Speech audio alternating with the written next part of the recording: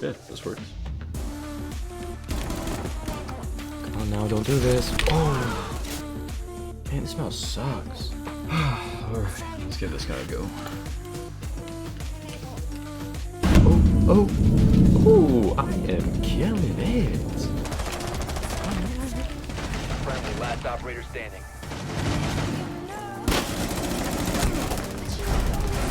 Mission failed. Dude, All friendlies were eliminated. What the fuck?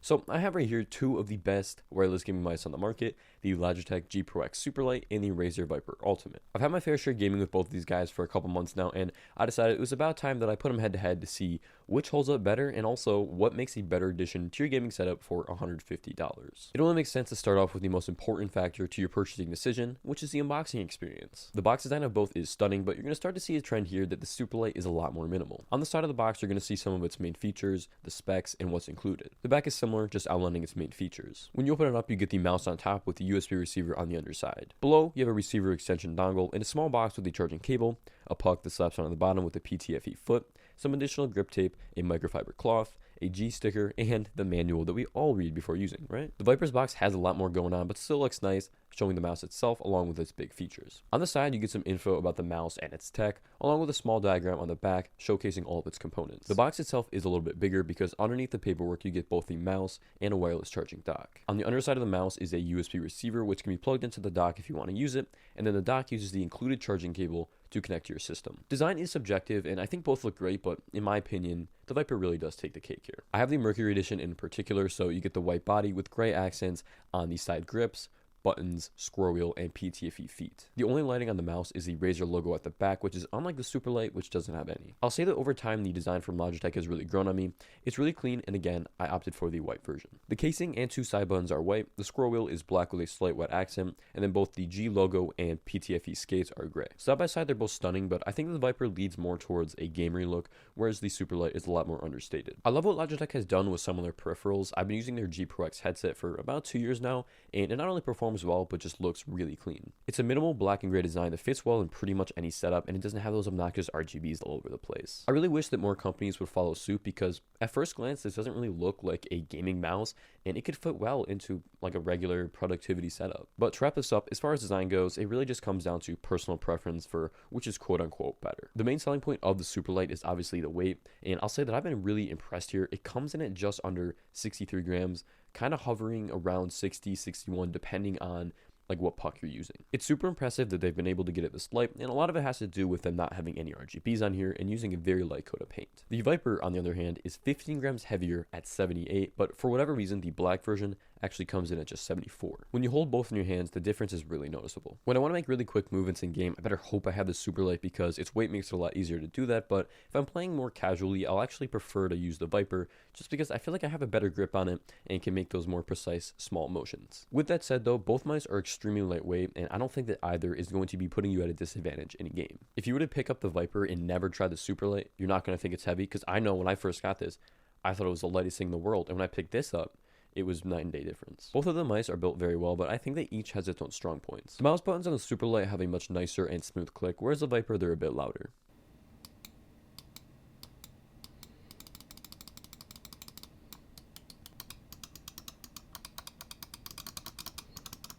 Although I really do like what Razer did with their optical switches, and I feel like I can click them much faster. They're rated for 70 million clicks and seem to be more reliable than the ones from Logitech. The switches were changed to Omron 20Ms, and I haven't personally experienced any double clicking issues, but with some research I found that it is still happening. The scroll wheel on the Superlight is built really well and feels a lot more smoother and high quality than the one found on the Viper.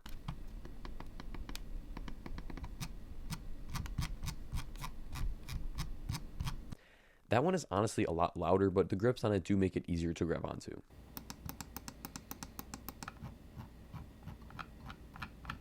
For side buttons, the Viper has 2 on either side, but on the Superlight there's only 2 on the left. I actually don't use them that much in game, but I think that this can definitely be a selling point for some people to go towards the Viper. The buttons feel pretty good to click on, but what I've noticed is that every now and then, the left ones almost feel like they get stuck for a second. Now, I'm still sort of torn about how I feel about the buttons on the Superlight. They definitely sound nicer and have a deeper click, but at the same time, they almost feel mushy.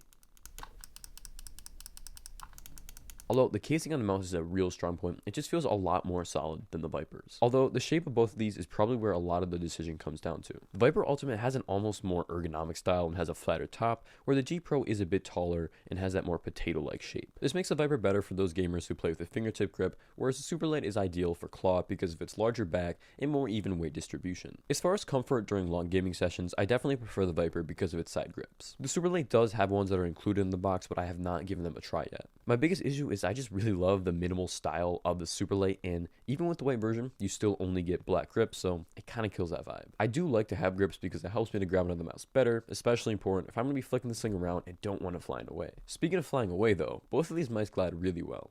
For gaming, I have a soft mousepad from Corsair, the MM300, which allows me to have both precision and control. Weight will obviously have a lot to do with how fast your mouse can be, so if you really care about those quick movements, the Superlight is definitely a great option. The Viper is quite a bit heavier, but I've actually found that sometimes it helps me to be more precise. Both mice have PTFE feet, the Viper with it on all four corners, and the Superlight has it on the front and back. Additionally, you can change out the puck for one that has PTFE on the foot. After switching it back and forth, the difference in glide is negligible, and it's worth noting that it'll actually add a gram or two of weight. The sensors on these mice are very responsive, and unless you're like Spider-Man, you're not going to notice much of a difference. The Viper can reach a DPI of 20,000, whereas the Superlight goes up to 25,600, which doesn't mean anything. At that point, it's just bragging rights. But the Viper actually has sort of an edge here, because on the bottom of the mouse, there's a button to quickly change your DPI.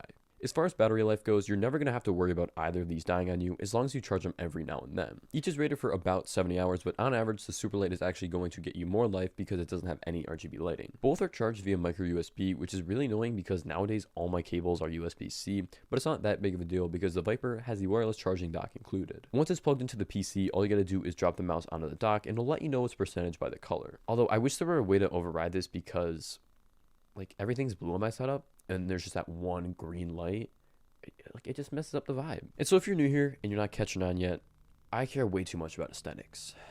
My biggest complaint about the Superlight is that it usually sells the same as the Viper but doesn't include a stand. I went ahead and bought a third-party one off Amazon, which works completely fine. It was only like $30, so I'll have a link in the description if you want to check that out. It works nearly identical to the one from Razer, just take off the puck and drop it on. It includes a 10 gram puck, so if you actually want a little more weight on the Superlight, you can add this on, as well as being able to just throw it on the charger without having to take the puck off. Obviously, we know that the most important part of both of these gaming mice is their software. The Viper uses Synapse 3 and the Superlight uses G-Hub. I'm going to turn around to the desk and give a really quick overview of both of them just so you have an idea of how they work alongside the mouse. So once you're in Synapse 3, you can either go into the dock or mouse. We'll start with the dock.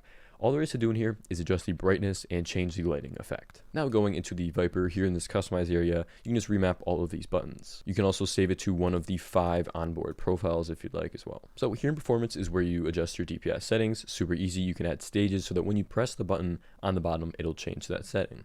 In lighting, again, it's just like the dock where you can adjust the brightness of the mouse and the lighting effect. Then in these last 2 sections, nothing super important. This is your mouse mat / surface calibration, and then the power. So if you want your mouse to turn off after it's idle for a set amount of time. Now going on into G-Hub, you're going to see there's really not anything going on in here. And that's because there's no lighting on the mouse. You can change the DPI settings here. There are stages similar to that of the Viper, but because there's no actual DPI button on the mouse, it makes it a little more difficult to access these. You have to set yourself a G-Shift macro key, and then within that you can make one of the buttons cycle your DPI. So with all that aside, I want to end off the comparison by talking about how both of these perform in everyday productivity use as opposed to solely gaming. With the Viper having 4 side buttons, you could potentially remap them to be more effective in your work applications. Because it can stay comfortable for long hours, I really wouldn't mind using it while working on my desktop. The Superlight only has 2 side buttons, which in my opinion makes it a little more difficult to use. Worth noting though is that Synapse 3 is not actually available on Mac OS, so if you're someone like myself who does work on a Mac, it's not really possible to use. I mainly use my MX Master 2S for anything productivity related, mostly because of its side scrolling, but if I could only have one mouse that I use for both gaming and working on the Mac, Superlight's looking pretty good here. Although if you're like probably most people watching and use Windows 100% of the time, either is a great option. So for a recap, both the Razer Viper Ultimate and Logitech G Pro X Superlight are fantastic wireless gaming mice. Neither is going to be a bad choice for a gaming setup, and I'm going to be continuing to flip-flop between them over and over, but I think that if I had to today pick one, I would probably go with the Razer Viper Ultimate only because of its design and comfort. Like I said, aesthetics over everything. Jokes aside though, in my opinion, the Superlight does have a much better build quality. All the buttons are really nice and the weight is a huge plus. I really hope I was able to help some of you guys out, but if you do have any questions, please feel free to leave them in the comments down below. To those of you who have made it to this point in the video, I want to say thank you. I really appreciate it. If you want to see more tech and gaming related content like this in the very near future, be sure to drop a like and subscribe to the channel. Hope to see you guys next time, but for now, take care.